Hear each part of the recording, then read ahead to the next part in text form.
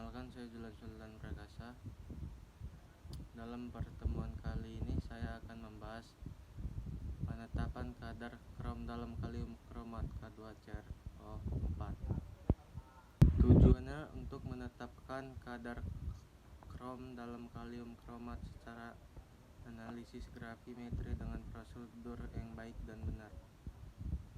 Dasar teorinya, kalium kromat berwarna kuning dengan asam sulfat menjadi kalium dikromat yang berwarna sindor. Krom yang bermartabat 4 ini direduksikan menjadi krom 3 berwarna hijau. Kemudian diendapkan dengan amonia sebagai krom 3 hidroksida yang berwarna hijau kebiruan. Dan setelah dipijarkan akan menjadi krom 3 oksida yang berwarna hijau. Krom dapat diendapkan sebagai krom 3 hidroksida bila cuplikan sampel berupa krom 4, misalnya garam kromat atau dikromat atau direduksi terlebih dahulu dalam suasana asam. Sebagai pereduksi dapat dipakai Na2SO3, KNO2 atau nano 3. Krom 3 bersifat amphoter, karena itu sebagai pengendap tidak dapat dipakai basa kuat. Dengan Na4OH bila berlebih akan membentuk senyawa kompleks Cr Na3 6 kali 3+. Bila pereduksi yang tidak sempurna, larutan tidak akan berwarna. Reaksi kimia itu 2K2CrO4 plus H2SO4 menjadi K2Cr2O7 plus H2SO4 plus H2O. K2Cr2O7 plus H2SO4 menjadi H2Cr2O7 plus K2SO4 plus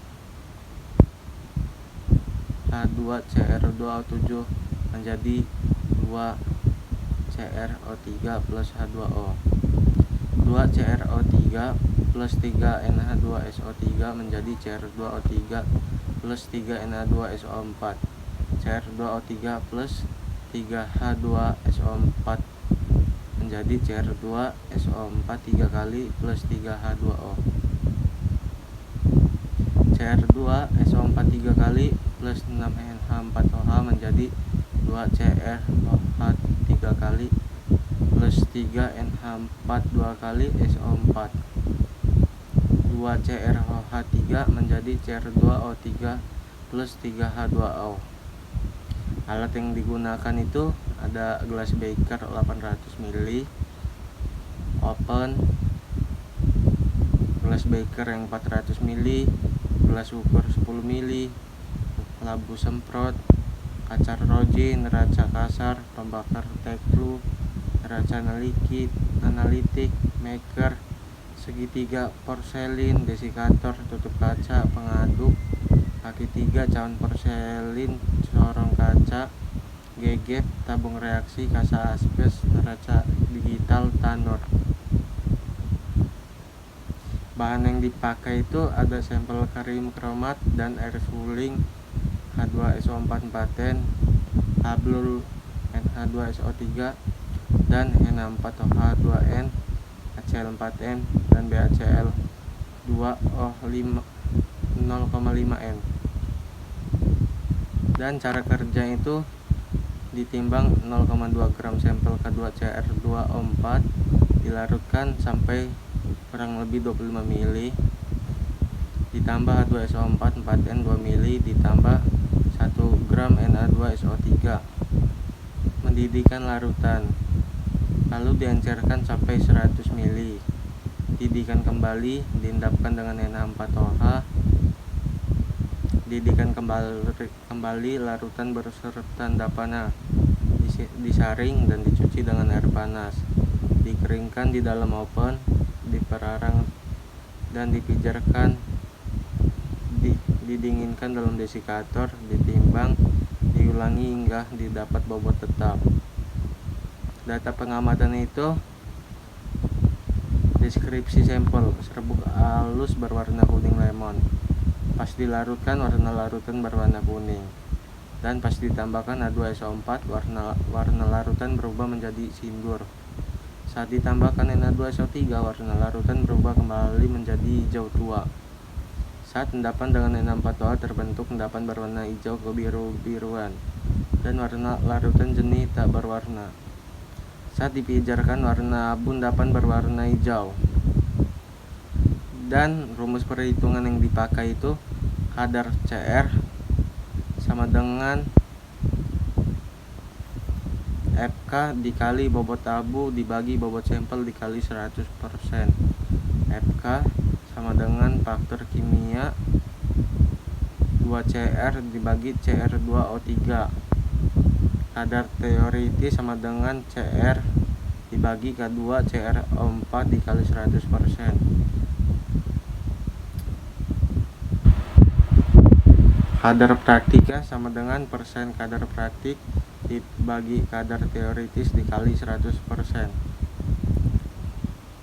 Kesalahannya itu sama dengan persen kadar praktik dikurang persen kadar teoritis dibagi kadar teoritis kali 100%. Pembahasan. Krom dapat diendapkan sebagai krom 3 hidroksida yang berwarna hijau kebiruan. Pada awal prosedur, sampel kalium kromat cukup dilarutkan dengan 25 ml Aqueous sulung. Bila cuplikan sampel kena berupa gram-gram krom 4 seperti gram kromat atau dikromat, maka dilarutkan reduksian dalam suasana asam basa dengan natrium sulfat Na2SO3, natrium nitrit NaNO3 atau kalium nitrit KNO3. Apabila proses pereduksian kurang sempurna, larutan tidak akan berwarna hijau tua. Untuk 0,2 gram sampel kalium kromat diperlukan kurang lebih 1 gram natrium sulfit karena berperan sebagai reduktor, maka natrium sulfit ini akan teroksidasi menjadi natrium sulfat. Akibatnya endapan akan semakin kotor oleh pengotor sulfat. Oleh karena itu, proses pencucian endapan membutuhkan waktu yang lebih lama dibandingkan dengan biasanya. Terdapat 3 kali pendidih, maka pendapan ini pendidih setelah ditambahkan reduktor sebelum diendapkan dan satu lagi setelah diendapkan. Setelah pendidih pertama dilakukan, larutan diencerkan hingga volume akhirnya volume kurang lebih 100 ml karena ukuran 100 ml dianggap volume yang ideal. Maksudnya setelah proses pengendapan selesai akan mudah membedakan antara endapan di dasar piala gelas dengan cairan induk di atasnya. Larutan diendapkan dengan amonia NH4OH menjadi endapan krom 3 hidroksida yang berwarna hijau kebiru-biruan. Krom 3 bersifat amphoter, oleh karena itu sebagai pengendap tidak dapat digunakan basa kuat, NH atau KW dan lain-lain. Namun apabila dengan Na4OH berlebih akan larut membentuk senyawa kompleks Cr NH3 6 kali OH senyawa heksamin krom 3 hidroksida. Oleh karena itu pembahasan pengendap hendaknya harus berhati-hati karena apabila kekurangan maupun kelebihan pengendapan, larutan akan keruh karena terbentuk koloid sehingga nantinya akan bocor. Bila disaring, endapan krom 3 hidroksida merupakan cuplikan selain sehingga disaring menggunakan kertas saring Whitman No.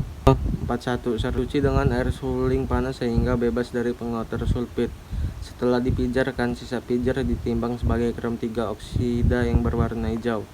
Kesimpulan kali ini, dalam penetapan kadar krom 3 harus direduksi terlebih dahulu menjadi krom 3 dengan menggunakan natrium sulfit. Adapun endapan yang dihasilkan endapan CrOH 3 kali yang terbentuk selai dan berwarna hijau kebiruan dan setelah dipijarkan berwarna hijau dengan kadar teoritis 26,8%. Pertanyaan dan jawaban. 1. Mengapa sampel dilarutkan sampai volume kurang lebih 25 ml? Jawaban itu volume larutan yang terlalu banyak akan mengakibatkan proses pemanasan atau pendidih akan semakin lama. Oleh karena itu, volume diatur agar proses pendidih menjadi lebih cepat. 2. Mengapa dilakukan pereduksian pada CR? Karena krom dapat metode gravimetri ditetapkan dengan mengendapkan sebagai hidroksida di mana ya saja yang dapat dijadikan hidroksida. Krom dan bilangan oksida. Tinggi Bilog plus 6 akan memiliki bentuk anion sehingga tidak dapat mengendap sebagai hidroksidanya. Dengan kata lain, anion tidak dapat bereaksi dengan sesama anion, yaitu anion OH. Yang ketiga, apa tujuan dari ketiga proses pendidihan dan penetapan kadar krom? Jawabannya, yang pertama itu pendidihan pertama dilakukan setelah penambahan reduktor. Hal ini bertujuan untuk mempercepat dan menyempurnakan proses produksian. Yang kedua, dilakukan sebelum pengendapan. Ini merupakan upaya untuk membentuk endapan selai yang baik dengan mengatur suhu sebelum pengendapan. Yang ketiga, dilakukan setelah proses pengendapan. Proses pendidihan ini bertujuan untuk menghilangkan kelebihan amoniak. Yang keempat, mengapa krom 3 yang bersifat amatir tidak bisa menggunakan pengendap basa kuat? Karena apabila pengendapan yang menggunakan basa kuat, krom hidroksida akan membentuk asam yang larut. Rumus kimia itu Cr SO4 3 kali 6 NaOH menjadi 2 CrOH 3 kali plus 3 Na2SO4. Pada pH lebih dari 8, CrOH 3 kali menjadi H3CrO3. H3CrO3 plus 3 NaOH menjadi 3 Na2CrO3 plus 3 H2O. Mengapa larutan yang kelima itu mengapa larutan K2CrO4 yang sebagai krom 4 harus direduksi menjadi krom 3? Jawaban itu karena krom valensi 6 berlaku sebagai sisa asam Cr2O2 R2O7 2. Untuk dapat diperoleh endapan krom, maka krom 4 harus direduksi menjadi krom 3 karena krom 3 berlaku sehingga logam bukan sisa asam sehingga dapat diperoleh endapan. 6. Kenapa saat pengendapan harus sampai tercium bau amoniak? Padahal selanjutnya akan dididihkan untuk menghilangkan kelebihan amoniak. Jawaban itu karena pada pengendapan krom tidak dapat indikator yang dapat benar-benar dapat membantu untuk mengetahui apakah pengendapan tersebut sudah sempurna atau belum. Dan penghilangan amoniak bertujuan agar pada saat pencucian bau dari amoniak tersebut tidak menyengat dan merusak pernapasan. Yang ketujuh, apa fungsi larutan A2SO4 4N? Padahal selanjutnya akan menggunakan Na2SO3. Jawaban itu larutan A2SO4 4N berfungsi untuk mengasam lingkungan, mempercepat reduksi, mendapat larutan sempurna, mencegah pengendapan analat lain selain CrOH 3 kali. Yang ke-8 itu mengapa menggunakan kertas saring 4? Jawaban itu karena sesuai dengan endapan yang terbentuk selai. 9. Mengapa menggunakan natrium sulfit sebagai pereduksinya? Jawabannya karena krom dapat direduksi dengan suasana asam sehingga digunakan reduksi sulit atau nitrit dan menggunakan natrium sulfit karena di dalam laboratorium reduksi itu yang tersedia. Yang 10. Mengapa dicuci dengan air suling panas? Jawabannya karena lebih mudah dan cepat untuk menghilangkan pengatur sulfat. 11. Mengapa diencerkan hingga 100 ml? Jawabannya karena volume 100 ml merupakan volume yang ideal untuk bisa membedakan phase larutan dengan endapan. Yang ke-12. Mengapa semua komposisi pada penetapan krom harus selesai? Jawaban karena krom bersifat amphoter sehingga tidak sesuai dengan hasil yang diinginkan. Ya, saya akhiri. Mohon maaf bila ada salah kata. Wassalamualaikum warahmatullahi wabarakatuh.